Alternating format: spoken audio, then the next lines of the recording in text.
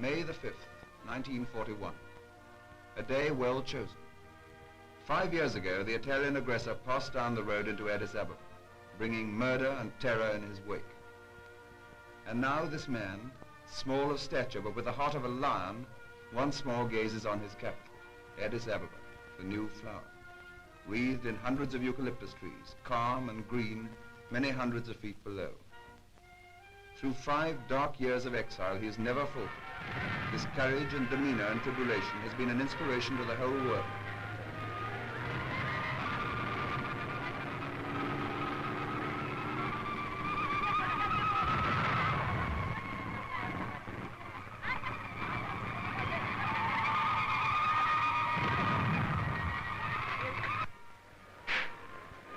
At the palace steps, a guard of honor from the Nigerian regiment await the emperor.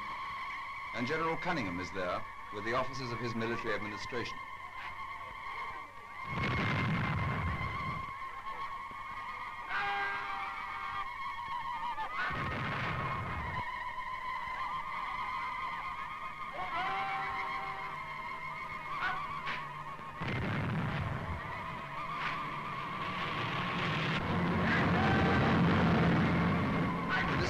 Regulars that, with the fire of the patriots, won this war, meet together on the palace steps of Addis Ababa, while 30,000 Abyssinians cram the streets outside, shouting and throwing flowers, kissing the ground, waving the Abyssinian flag. To them, the emperor says, "Be Christian and kind-hearted to our defeated enemy, the Italian, and do not treat him as he treated you." So, in 5 years, the whirligig of time, often slow in motion, has brought its full revenge. Yet was revenge the word? The Italians are safe. No one molests them. All the world disregards them. Somehow or other, the Ethiopians push the horrible memory of the 9,000 massacred in February 1937 to the back of their minds. The whirligig of time has brought its justice rather than its revenge. The so-called barbarians, the cruel people of Italian legend, has taught the so-called civilized fascist a lesson in forbearance, decency, and dignity. At his palace, the emperor receives the patriot troops of Ras Ababa Araga, who boast before him in the customary cockroach fukara of the Ethiopian fighting man. Each and all want to tell the emperor of his glorious deeds. How many Italian officers he killed, how many machine guns he took single-handed, how he is his emperor's devoted servant, to be sent to fight the battles of Ethiopia wherever his emperor desires.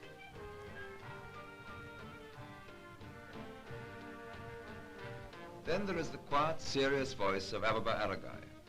"Your Majesty, I never hoped to see the sun of your face again in Ethiopia. I never dreamed that I would once more be happy. I was only determined to fight until I died for our independence, for our flag, for our Christian religion, and for you, my king." England and Ethiopia have a common link in St. George. He is their patron saint as well as ours. 5 years ago, as the black shirts marched into Addis Ababa, the priests of the Coptic cathedral smuggled out of the town the Ark of the Covenant of St. George. It is a famous ark throughout Ethiopia.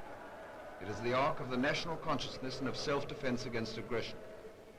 It was with Menelik when he defeated the Italians at Adwa in 1896. It was with Ras Ababa Aragai throughout the Italian occupation.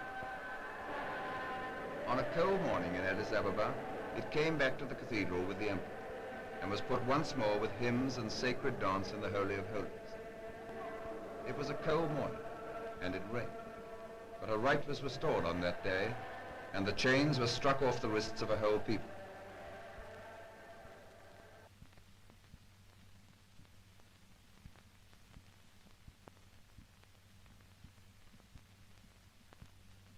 It is good that you are here to record this picture of me in my palace garden at Addis Ababa. People who see this throughout the world will realize that even in the 20th century, with faith, courage, and a just cause, David will still beat Goliath.